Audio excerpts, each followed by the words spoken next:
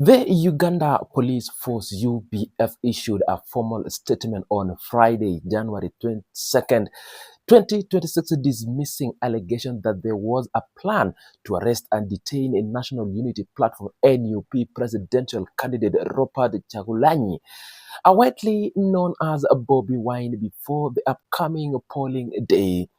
The announcement came amid growing public concerns after reports circulating suggesting that the opposition leader could be targeted ahead of the national election. According to the police, the statement shared on X, the UPF described the claim as unfounded. The communication stressed that no such scheme exists within the security forces and rejected the accusation as progressive. The agency emphasized that the allegation did not reflect any official action or intentions by the police in the period leading up to the vote scheduled for Thursday, January 15, 2026. The police highlighted that it had been provided personal security for Bobi Wine during his campaign activities. The UPF stated that these arrangements had remained active throughout the campaign season to ensure his well-being and to facilitate a safe environment for political gathering. The agency reaffirmed that its operations were geared towards enabling peaceful and orderly election across the country. In its statement, the police also addressed concerns about the handling of arrests.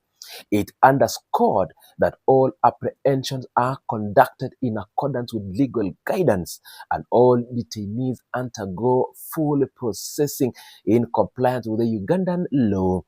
The UPF retaliated that no political candidate, including Bobi Wine, was targeted for unlawful detention, and that procedure applied uniformly to all individuals. The statement urged political actors to maintain nonviolence as the election period approached. The police encouraged political leaders, supporters, and stakeholders to avoid actions or allegations that could heighten tensions. It underscored the importance of cooperative engagement to ensure tranquil electoral environment across the Uganda.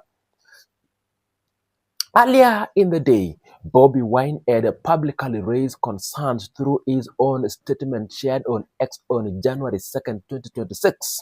The NUP leader warned of what he described as a coordinated plan by the state to arrest him before polling day.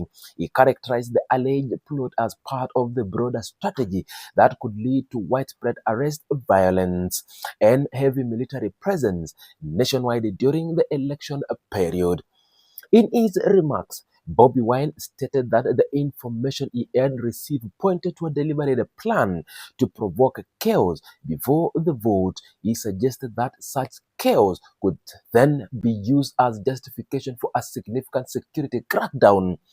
According to him, the details conveyed to him indicate an orchestrated effort aimed at intimidating supporters and suppressing dissenting ahead of the national poll. Bobi Wine connected the alleged platform to previous instances of electoral-related violence in the country. He referred incidents from earlier periods in which Ugandans were reported to have been killed, arrested, or forcibly disappeared. He argued that these developments he described appeared similar to those earlier situations and warned that those posed a serious threat to citizens preparing to participate in the upcoming election. He wrote that the plot involved arresting him before election day to create what he termed as a preemptive massacre. His statement referenced events that occurred in November 2020, explaining that the alleged plan mirrored tactics linked to those earlier confrontations. He asserted that such an operation would not be isolated, but rather part of the broader effort to create justification of a widespread action by security forces. In his communication, Bobi Wine also noted that the alleged plan was intended to pave the way for a mass arrest and enforce disappearance across the country.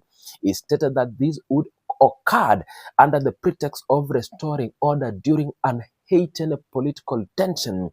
His warning insists that the information he had obtained suggests a systematic strategy designed to undermine public engagement ahead of the polls. The UP leader released his allegation image circulating showing him at various political functions. One image shared despite him during his New Year Eve address at the National Union platform headquarters in Makerere, Kavula.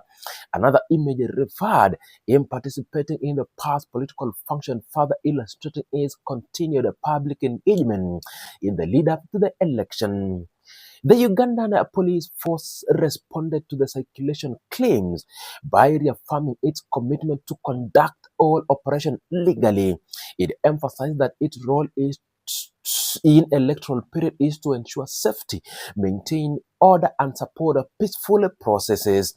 The agency stated that its efforts are dedicated to facilitate tranquil elections and that all security action followed established legal standards.